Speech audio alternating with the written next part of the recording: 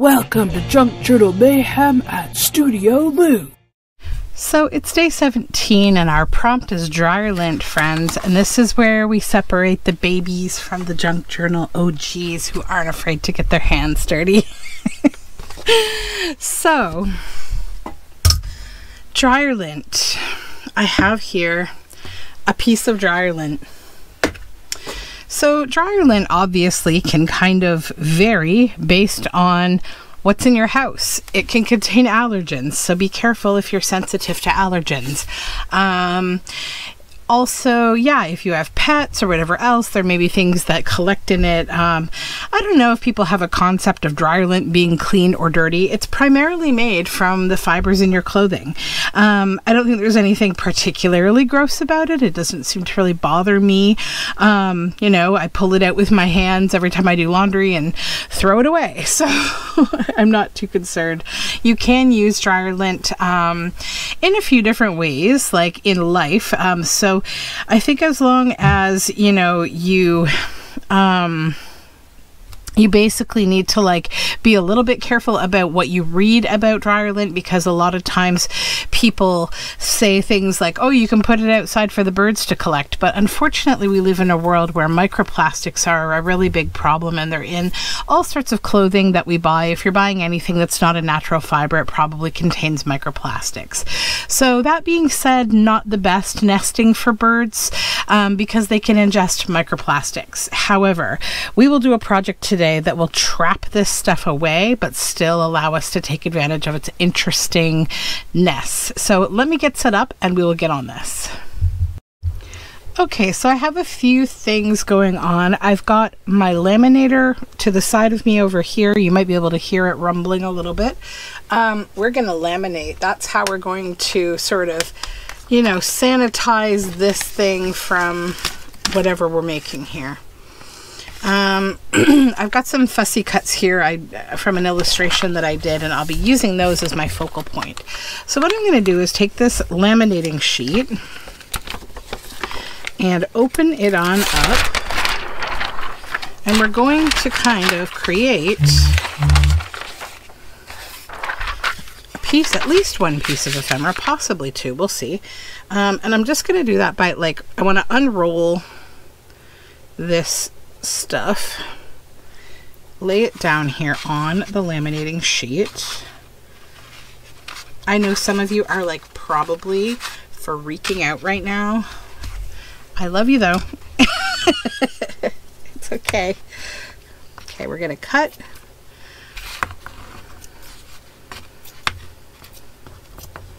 There we go. Set this aside.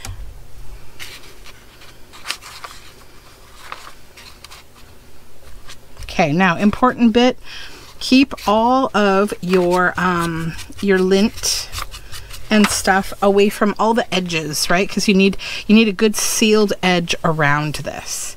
So what do I have as a focal point? Well, this illustration that I've been working on, I decided to print one out. So I think I will add that.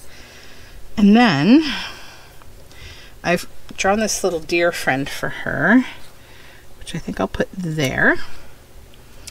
And we'll layer a mushroom kind of behind them. And then I've got a couple little foreground mushrooms. I'll put one there and one here. And then I've got these acetate bits from 49 and Market, and I like the ochre color, so I'd like to put one in behind.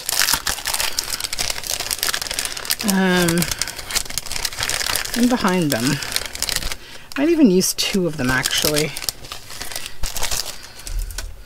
Okay, so first we'll take this one and just sort of slide it in there if I can. Yep.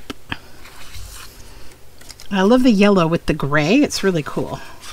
And I'm just going to try to like neaten the edge here a little bit so that we have a consistent like shape to this.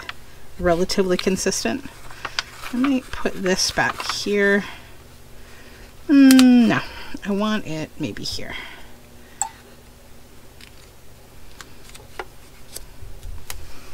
Yeah, That's what I'm looking for. Okay. So then again, I'm just going to push all my sides in here. Then I've got this other half over here that I could do something with. And I do have some more bits. I've been working on using up things. I'll show you here. So I've been using up some old denim and stuff. And so I've got these bits over here too. So I don't know if we can create a second piece. Let me see. I definitely want to like use as much of this as I can, but I need it to be very sealed very carefully here. I'm going to take some of it away. We'll just use a little tiny bit of it here. So there's separation between them and there's a border. Her tree, large foreground mushroom.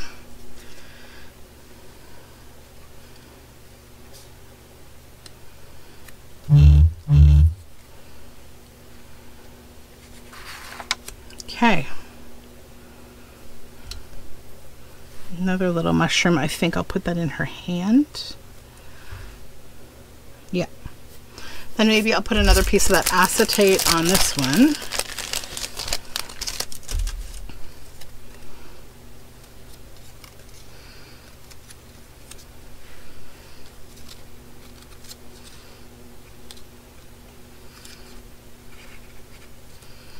Okay. So let's seal this up. Give it kind of a press to make sure it's as even as can be. Now, we'll just shove this over here. Get any bits and bobs that may have escaped. And then I'll get my friend here. Are we ready? We are ready. Need a piece of folder. I'll just slide it under there so it can hold on to something as I guide this in.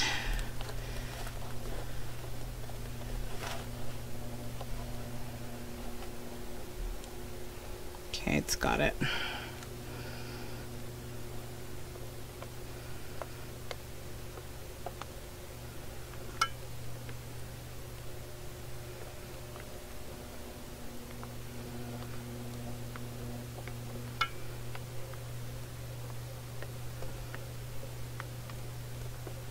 Starting to come out the other side.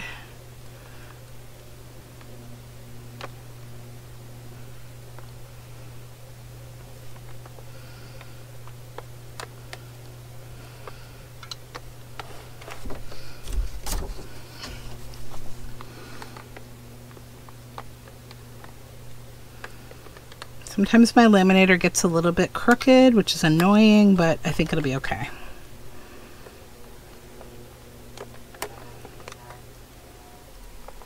And I'll decide if I want to run it through a second time, which I probably do. I usually run it through twice.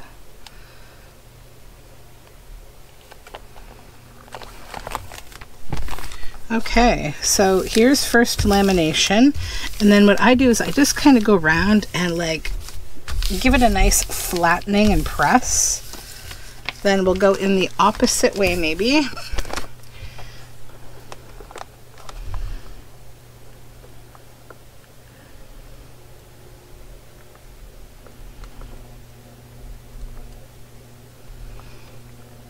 Lamination just, you know, requires a little patience.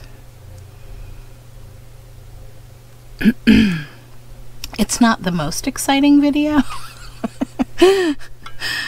but it's okay. We want to do this right. So a second pass is a good thing.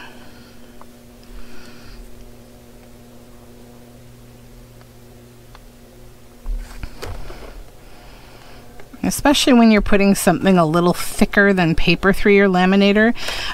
If it sits a little higher, you need to make sure that the edges still seal, even though there's something thicker in a different part of the piece. And one way that I accomplish that is, like, it's pulling it from me, but I just kind of hold on to it a little because that makes the heat sort of sit on it for a little longer. The other thing you can do, like, is this fully sealed? Yeah, it is. Okay, but I'm going to show you anyways. So I'm going to cut these apart. Let's move my laminator here. I'm going to cut these apart now, and I need to just be careful. You cut them to the size that we want. This means I'm cutting off any excess plastic. I'm still leaving a gap of space around it though, because you don't want to go too short and then end up cutting into your fibers. Okay. Get rid of all the excess. And you can keep the plastic bits to do something with if you're trying to be extra environmental. Then I will pass them through individually a third time. Because if there's any inconsistencies with either of them, like the size of one versus the other, maybe one's a little fatter and it's not letting the other one get fully sealed, this gives you that additional opportunity to do that.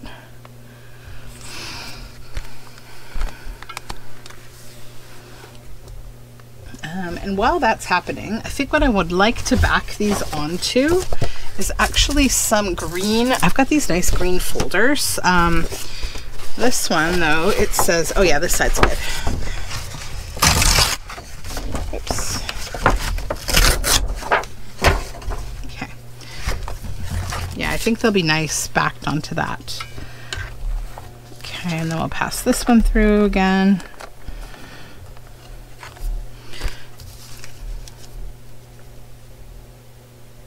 So then what I'm going to do is take them over to the sewing machine, and I'm going to use a very small stitch, like a two, like a very close together straight stitch, and I'm going to stitch around a couple of times, and then I'll probably cut, like I'm going to cut it out. I'll come and show that to you. Then I'm going to zigzag stitch around the edge too, to just fully seal everything in. I'm only doing that because this is dryer lint. Like I think I'm doing it more for the posterity of being on video using dryer lint than I am for any concern about anything. So we'll shut this off. And I will go to the sewing machine now and stitch around these. Am I going to do it with them on here? I think, yeah, I'll stitch them right to the backing. So actually that, I'm going to go this area. Okay, so yeah, kind of like that. So I'm going to go stitch around where you see the lint, and then I will come back. Alrighty, so I've stitched all around. Let me hold it up so it's not glary for you. That's good. Okay, so that's the bigger one. And then the smaller one. So now what I'm going to do is I'm actually just going to cut. I'm going to leave just a tiny little bit around where I've done the stitching. And you'll notice I've done this in a freeform shape. I didn't make it like a tag shape or a journal card shape because, you know, it's more interesting.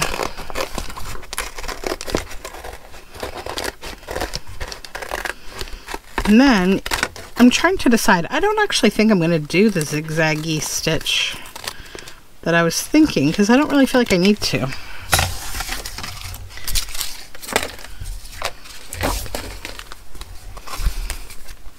Yeah, I think I'm actually fine with that. Nothing's escaping from it. This very tiny little stitching that I did is really keeping it all together, as well as the lamination process. So yeah, I'm not too bothered.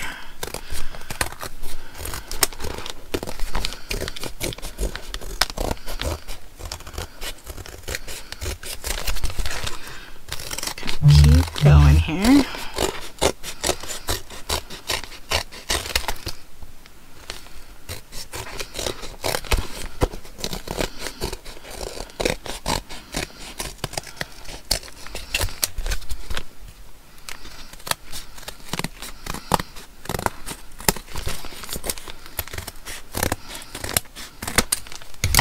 Okay, so then if you wanted to, you know, you could keep kind of layering this and going. You can add like, you know, things like let me grab, you know, like a little label or whatnot. Like you can keep going and adding things on the surface to this if you wanted to. I'm not going to though. I'm happy to just have everything trapped under there.